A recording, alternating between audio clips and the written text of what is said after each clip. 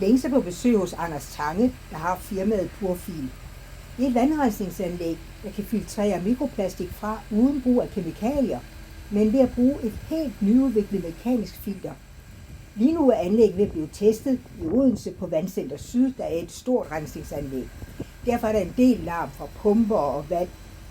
Længes opgave er at skabe dokumentation for, at materialerne kan holde og dermed skabe større tryghed for Purfils kunder. Vi står her ved Purfils, det nye separationsanlæg.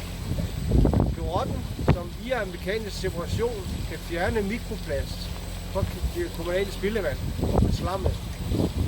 Vi gør det ved, at vi har en vibrerende tromle, filtertromle inde i, der er stående her til kolonnen. Her kan vi separere og opkoncentrere tørstoffraktionen, der er i slammet. Vi laver en forseparering der. Efterfølgende så kan vi via et udtag i bunden køre det over i en skruepresse, så vi kan lave en yderligere opkoncentrering. På den måde så får vi meget mindre volumen af slam. Det reducerer omkostninger, hvis man skal hen og transportere det. Eksempelvis som til biogasanlæg. Så fjerner vi simpelthen bare det, der er overflødigt, nemlig vand. Vi kan se her, det som vi kan se, men vi har slammet og drøner rundt hernede. Der er kun 0,5% tørstof i det her, og vi kan køre det op på eksempelvis 20% tørstof. Og det gør så, at vi får en vanvittig stor volumenreduktion. Hvis vi arbejder med gylde, som vi også har gjort tidligere, hvor vi faktisk har fået lavet en ETV-verificering af det samme system, så sørger vi for, at vi holder kvælstof og kali tilbage i vandet, mens vi tager buffet, nemlig den organiske fraktion og fosforen, som begge har høj brændværdi, og det er det, vi så kan opkoncentrere og køre hen til biogasanlæggene. Vi har her et anlæg, som vi har solgt til et hollandsk spildevandsselskab. Vi er i gang med det første modul, hvor vi skal kende flux, som det hedder, det vil sige flowkapaciteten.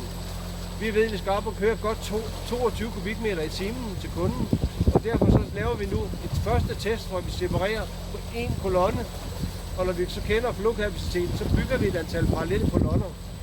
Og det er hele visionen i det, som Purfil arbejder med. Vi arbejder altid med modulerede løsninger. Vi bygger ovenpå. Vi skal ikke købe det helt store forkromede anlæg, hvis ikke vi har brug for det. Men som vi har det her, skal vi have større kapacitet, så bygger vi bare på. Og det her, det er fødepumpen, der pumper op her, ind i kolonnen, og det så vandrer ned igennem slammen. Vi har indvendigt et filtervæv, som gør, at filtraten det løber ud, og det løber ud her, den side her, mens det opkoncentrerede slam, det falder ned her på transportsneglen, og det er bevæget hen her, og ind i skruepressen. Her har vi en snegl, der presser, her har vi en modtrykssnegl, der holder det tilbage. Så det afvandet, det kommer ud her, slammet her til sidst. Og der er nogle pressesaft, der kommer på den her, der ryger bare tilbage og ind igen. Det som forskerne i Længes kan, det er jo altså, det er røntgen- og neutronekspertise. I det tilfælde så bruges der så røntgenstråling.